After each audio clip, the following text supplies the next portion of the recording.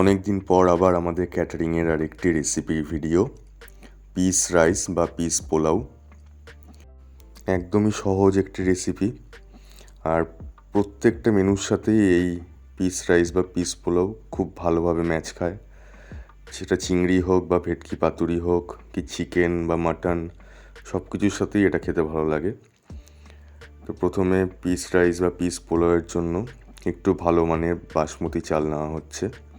এখানে বেশ অনেকজনের জন্যই রান্না করা হচ্ছিল। তো আমরা সাধারণত কী করি, চালটাকে জলে বেশ খানিকক্ষণ 2-3 ঘন্টা মতো ভিজিয়ে রাখি, যাতে চালের দানাগুলোর সাইজগুলো লম্বা একটু বাড়ে। আপনারাও চেষ্টা করবেন অনেকক্ষণ ভিজিয়ে রাখতে। এরপর ভিজিয়ে রাখার পরে একটা কড়াইয়ে জলের মধ্যে নুন দিয়ে গরম করার পর কাজু বাদাম দেওয়া হলো, তারপরে কিশমিশ দেওয়া হলো, কাজু বাদাম কিশমিশ, এরপরে লবঙ্গ দেওয়া হবে। আমাদের যেহেতু অনেকজনের রান্না হয়, এই লবঙ্গ দেওয়া হলো, তাই জন্য আমাদের পিস পোলাও বা পিস রাইস যে কোনো পোলাও আইটেম করার টেকনিকটা একটু অন্যরকম। এখানে কড়াইয়ে গরম জল করা হয়েছে নুন দিয়ে, তারপর কাজু কিশমিশ লবঙ্গ দেওয়া হলো।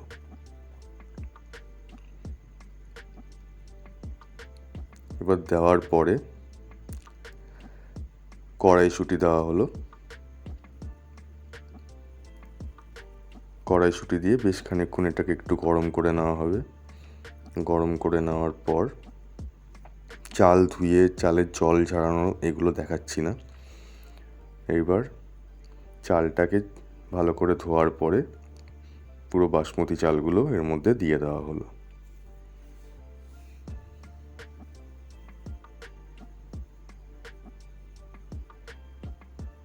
আমরা যে কোনো রাইস আইটেম ভালো বাসমতি চাল দিয়েই করি। বাসমতি চালের টেস্টটা আর সাধারণ চালের থেকে যথেষ্ট অনেক গুণ ভালো, তাই জন্য আপনারাও বাড়িতে বাসমতি চাল দিয়েই করবেন। এইবার সব কিছু একসাথে বেশ খানিকক্ষণ ধরে সিদ্ধ করা হবে। এবার এটাকে বেশ 1-2 মিনিট অন্তর অন্তর ভালো করে নাড়াচাড়া করে চালটা কতটা সিদ্ধ হচ্ছে সেগুলোকে দেখে নেওয়া চলে। তার কারণ বাসমতি চাল যদি একটু বেশি সিদ্ধ হয়ে যায় তাহলে কিন্তু সেই রকম স্বাদটা আর থাকে না চালের। তাই জন্য এই চালটাকে ভালো করে 2-3 মিনিট অন্তর অন্তর নাড়িয়ে নাড়িয়ে দেখতে হবে কতটা সিদ্ধ হচ্ছে। এই যে দেখে নেওয়া চলছে চালটা 1-2 মিনিট পর পর যে কতটা সিদ্ধ হয়েছে।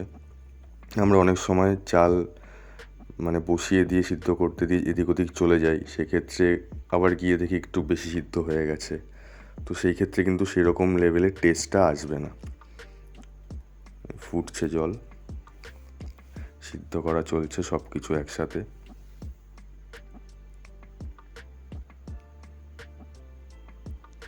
একদম সিম্পল আর সাধারণ রেসিপি, খুবই সহজ। আপনারা পুরো ভিডিওটা না কেটে দেখুন, আশা করি ভালো লাগবে। কেটে কেটে দেখলে লাস্টে গিয়ে কিছুই বুঝতে পারবেন না।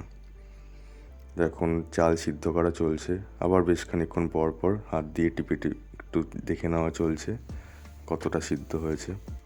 বাসমতি চাল পুরো সিদ্ধ করবেন না, সেটা আমি আমার আগের অনেক ভিডিওতেই বলেছি। মোটামুটি 15-20 মিনিট সিদ্ধ করার পরেই তপনদা এটাকে নামিয়ে নিয়েছে। তো যখনই দেখবেন 90% মতো সিদ্ধ হয়েছে, তারপরেই বাসমতি চাল সব একসাথে নামিয়ে নেবেন। বড় ছাকনা হাতা দিয়ে ভাতগুলোকে জল থেকে ছাকিয়ে নিয়ে নামানো চলছে। এইরকম বড় ছাকনা হাতা থাকলে ভাতের থেকে সমস্ত জল ঝরে যাওয়ার প্রবণতাটা সব থেকে বেশি থাকে। না হলে ভাতের সাথে জল লেগে থাকলে চালগুলো দলা দলা হয়ে থাকবে, ঝরঝরে হবে না। তো এরকম বড় ছাকনা হাতা দিয়ে ছাকলে ভালোভাবে জলগুলো ঝরে যায়। তো সব কিছু এখন মোটামুটি সিদ্ধ হওয়ার পরে তুলে আলাদা করে একটা পাত্রে রাখা হলো।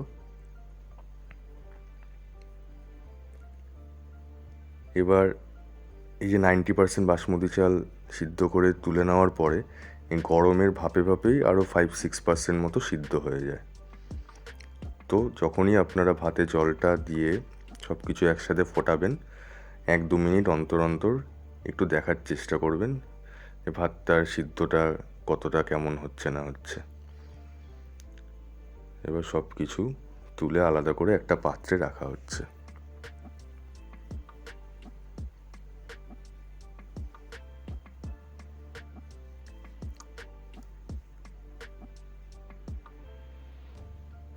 এইবার আমাদের আগের বাসন্তী পোলাও বলুন কি খুস্কা পোলাও বলুন, সেখানে কিছু আমরা মশলাপাতিও ব্যবহার করেছি, চিনি ব্যবহার করেছি।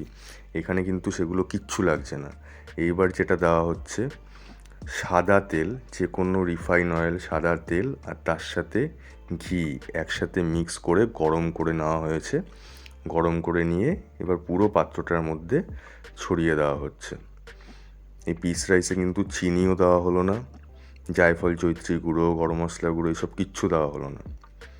খালি সাধারণ রিফাইন অয়েল, যে কোনো সাদা তেল, তার সাথে যে কোনো ভালো ঘি গরম করে একসাথে এর উপর ছড়িয়ে দেওয়া হচ্ছে। এবার একদম রেডি পিস পোলাও। ঘি আর সাদা তেল ছড়িয়ে দেওয়ার পরে ডেচকি থেকে তুলে আলাদা করে বুফে সেটে রাখা হচ্ছে।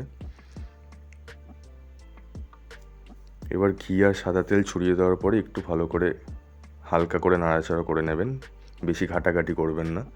বেশি ঘাটাঘাটি করলে চালগুলো কিন্তু ভেঙে ভেঙে যাবে। দেখুন চালগুলোর কতটা সরু আর কতটা লম্বা, সুন্দর লাগছে দেখতে। এবার বুফে সেটে সাজিয়ে রাখা হয়েছে, এবার এখান থেকে সার্ভ করে দেওয়া হবে। সার্ভ চলছে। এই হচ্ছে একদম সাধারণ সিম্পল পিস পোলাও বা পিস রাইস রেসিপি। আপনারা বাড়িতে ট্রাই করে দেখুন, নিশ্চয়ই ভালো লাগবে। আর যে কোনো আইটেমের সাথে এটা খেতে খুব ভালো লাগে। বাচ্চারা খুব ভালো খায়, বয়স্করাও এটা খেতে খুব পছন্দ করেন।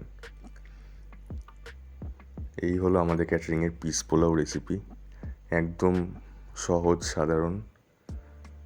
এর পরের রেসিপিও খুব তাড়াতাড়ি আসবে, আপনাদের খুব বেশি দিন ওয়েট করতে হবে না তার জন্য।